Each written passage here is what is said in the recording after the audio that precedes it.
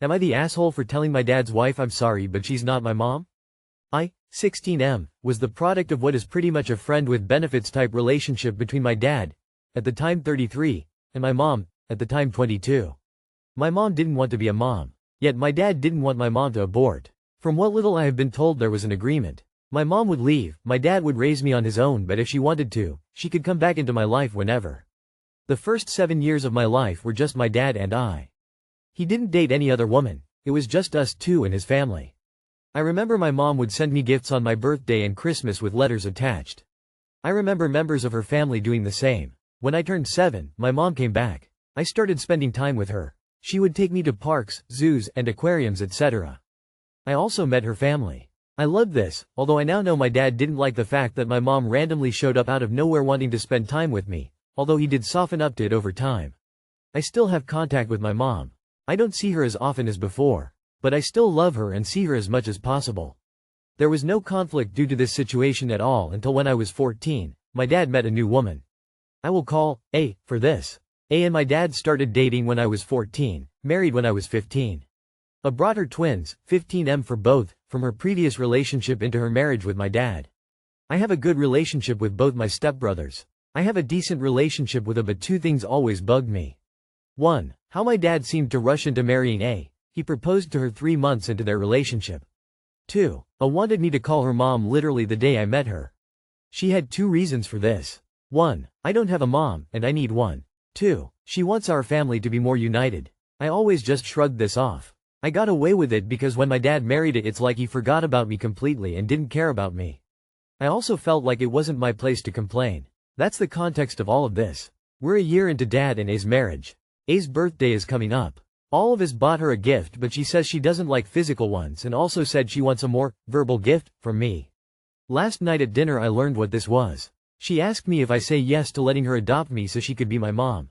Of course it caught me off guard. I said no, I already have a mom. I doesn't like the fact I talk to my actual mom still, and she said that she's my mom because she's at home with me every day and is married to my dad.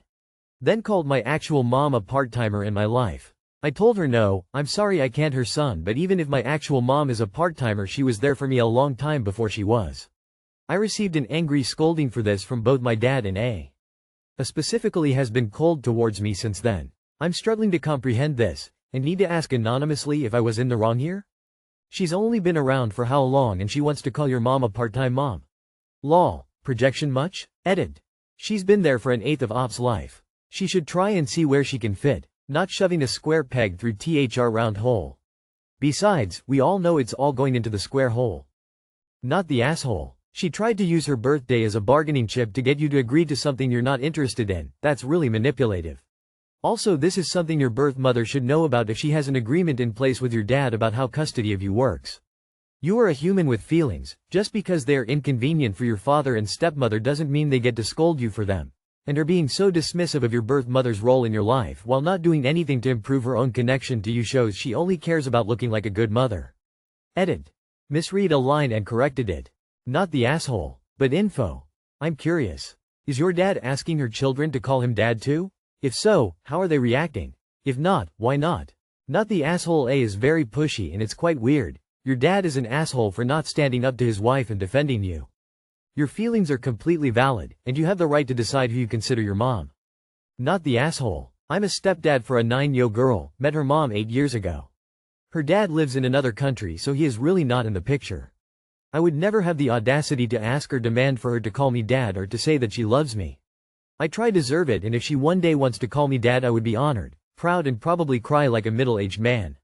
I hate it when step-parents demand love from stepchildren. Why can't they just act like they deserve it? Same goes for genetic parents. Am I the asshole for making cinnamon bread for my sisters-in-law when my mother-in-law is allergic to cinnamon? I, F22, have jumped on the sourdough bread train. I now make the bread we eat instead of buying it, and when I make a loaf of bread, I post a picture of it and post it on my story. I've had several people slide up and say they would love a loaf, including my in-laws. Right now, we are home visiting our family. I brought my starter and baking supplies to make loaves for the people who have asked, while staying at my mom's. For my in-laws, I made 3 loaves. The Sills, high school age, wanted a cinnamon swirl loaf, so that's what I made for them. My mother-in-law says she is allergic to cinnamon, so I made her 2 small loaves, regular and a cheddar jalapeno. I baked her loaves first to avoid any cross-contamination, and I wrapped the cinnamon loaf and put it in its own container separate from the loaves that would go to mill. When I dropped them off, I made sure to tell them that 1 loaf was cinnamon. Today, while we were there, mother-in-law cut herself a slice of the cinnamon bread saying she wanted to taste it. All of us said she really shouldn't since she's allergic to cinnamon. She said she would avoid the cinnamon swirl and just eat the plain bread. After more protest, it was clear that she was not going to listen. She ate it, said it was good, and cut another slice. After a while, nothing happened. My husband and I assumed that maybe she isn't as allergic as she thought and everything was fine. We went back to my mom's house, and an hour later both of our phones started blowing up. Mother-in-law says I gave her horrible diarrhea with my nasty bread, and is now claiming that I tried to poison her by giving them bread that has cinnamon in it. My husband has pressed that I did everything I needed to do to keep the breads separate, and that eating the cinnamon bread was 100% her choice. She, and now my husband's grandma are adamant that I shouldn't have brought cinnamon bread into the house at all and I should have just told my Sills no. I thought bringing it would be fine. I've been there plenty of times when Sills had cinnamon rolls on the stove, or snickerdoodle cookies in a jar.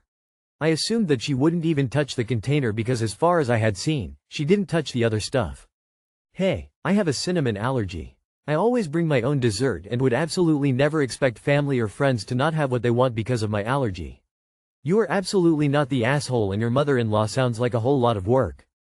You are obviously not the asshole, sorry, but is your mother-in-law a child? Did she do that to herself for attention? I don't get it. Not the asshole, you did everything right. It is her own fault for eating it after being told several times that she shouldn't. Also going for seconds is crazy as she would have tasted the cinnamon the first time. Cinnamon swirl bread sounds awesome. Your mother-in-law is an asshole. Info: does your mother-in-law have trouble accepting responsibility for anything? You did everything you could to bring her bread and the cinnamon for your Sill. Your mother-in-law 1. Knew that the cinnamon bread was separately packaged. 2. She was told don't eat it. 3. She was further warned don't eat it, and not only did she eat it, she took a second piece.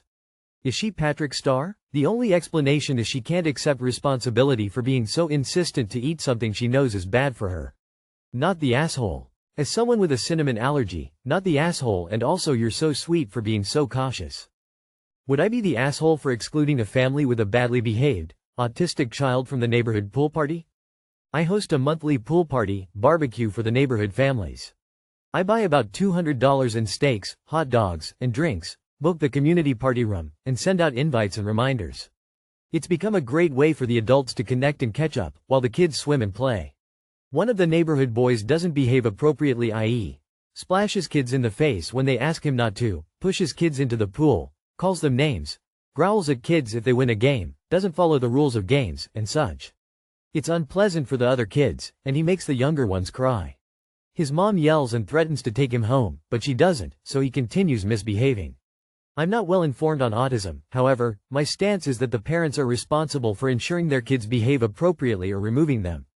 Instead, other parents have to get involved to yell at the kid to leave theirs alone or comfort their crying kid. After the last party, 2 of the kids asked me not to invite that boy again because he ruined the day for them. I agree with them and believe that as part of my responsibility of hosting is to create a guest list of people who add positively to the event. My husband disagrees because 1, he thinks I should first bring up the issue to the boy's parents and give him one more chance. 2, we can't actually exclude them since it's a community pool. And 3, he's just conflict avoidant and doesn't want to ruin relations with neighbors. What do you think? Would I be the asshole? Update. Thank you all for the advice. I decided to speak with the parents and tell them that I'm in a difficult position as the event host who wants to ensure my guests' safety and enjoyment. I'll explain the impact on my guests when the mom didn't remove the misbehaving boy, and that I'm now hesitant to host another event. I'll listen to their response, hopefully apologetic and proactive, and go from there. For those of you debating whether I can or can't ban the family from the community pool, that's not the point here. My question was about the etiquette around not inviting someone to a recurring event. I am, unfortunately, very familiar with having to parent other people's out-of-control kids in order to protect my own. It sucks. Mostly because I'm not getting paid to watch your kid in public just because you decided to take your kid to a children's museum with no intention of interacting with them. Rant. This one kid is not only putting other children in real danger, a pool is not the place for rough housing and bullying, but he's ruining the day for the parents too. Emo, it's time for his mom to learn that if she can't behave appropriately in public, then she is not invited. Her kid is an extension of her and her responsibility. You aren't ostracizing a child, you're setting boundaries with his mom. Not the asshole. My suggestion is to discuss the issue with the parents of the child.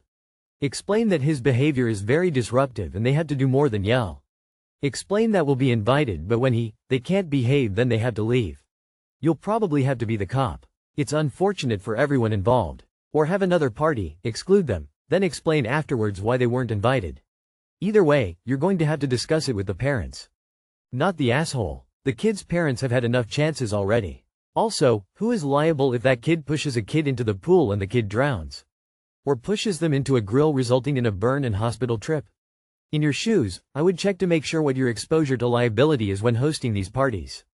Not the asshole. If the pool is booked, is it closed to the public? But it's not wrong if you not to want the troublemaker there. Not the asshole. Your conflict-avoidant husband is wrong and needs to put you and the children you have together first. Your neighbor is using her son's condition as an excuse to avoid parenting. Managing her child is her responsibility. Her not assuming this responsibility is putting your children at risk, and continuing to put your children in this situation is setting a bad precedent. The precedent that they should just accept poor treatment from another because of some external factors. This child and their parent have had enough chances. If the parents refuse to make their out-of-control kid behave, that he doesn't belong at the party. Him pushing people in the pool is dangerous as fuck. I nearly drowned as a child that way. Am I the asshole for calling my ex-wife's new boyfriend names in front of my kids? Alright, I'll 46 male, make a long story short. My ex-wife, 40 female, left me 2 years ago for our next-door neighbor, after I found out they've been having an affair for about a year.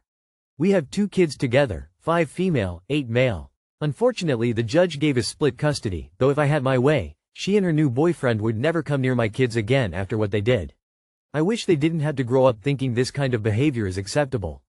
Anyways, it's been a long, painful process. I'm at my wit's end with this divorce. I'm trying to be the mature adult here, but every once in a while I'll have a slip-up and call her new boyfriend obscene names when referring to him. Sometimes maybe when the kids are within earshot. I know it's not the most mature thing to do, but I can't see why I need to be respectful towards the man who stole my wife and broke up our family. The other day, my ex-wife left me a long voicemail telling me how unacceptable it is to call this guy names in front of our kids. My guess is that one of them repeated an insult to her. Our friend wrote to me to back up my wife, claiming that I was being unfair to my kids. Out of this entire story, how the hell am I the one being the immature and unfair? I know I'm not perfect, but acting like I'm the monster in this story seems excessive. Am I the asshole? You are the asshole. We can call our exes and the people they fucked around with whatever we want when there are no children around, but you have to button it in front of the kids. It sounds like you have a lot of grief stuck regarding this, and I hope you're talking to someone about it.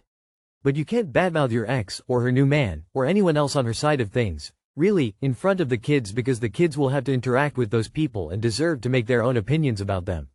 If that person is dangerous, you deal through the courts. Otherwise, this is just something you have to live with. It sucks. The real victims in all of this is your children, and you are making it harder on them. They have to live part-time with their mother and her significant other, and for your children's sake try and make it a peaceful existence. I know you are still hurt and angry, but you are the asshole. You are the asshole. I can only imagine how stressful it is for your kids to be witnessing their parents splitting up in real time. You're adding fuel to the fire by calling the man names around the kids. Doing this isn't going to make anything better. Your kids will just think this kind of behavior is okay, or will just upset them further seeing you act this way. Just ignore them and work on your temperament. Try and do things that make you feel good. This situation sucks, but calling him names isn't going to change anything. You are the asshole, not for hating him or your ex. You are an asshole for bringing your kids into it. Vent and insult him all you want, but not in front of your young children. They don't need to be dragged into the adults' problems. You are the asshole. Call him names and vent if you need to, but doing this in front of the kids is not okay. It doesn't matter how angry you are at them. She is their mother and you can't and shouldn't cut her out of their life. You need to co-parent. At the very least, you need to not drag the children into your issues. You are the asshole. I'm separated from my kid's father too. But I make sure to be very careful about what I say about him in their presence. They need to make their own opinions about him. You need to maybe find another outlet for those feelings. Can you try maybe journaling? Or grief counseling? Or something like that.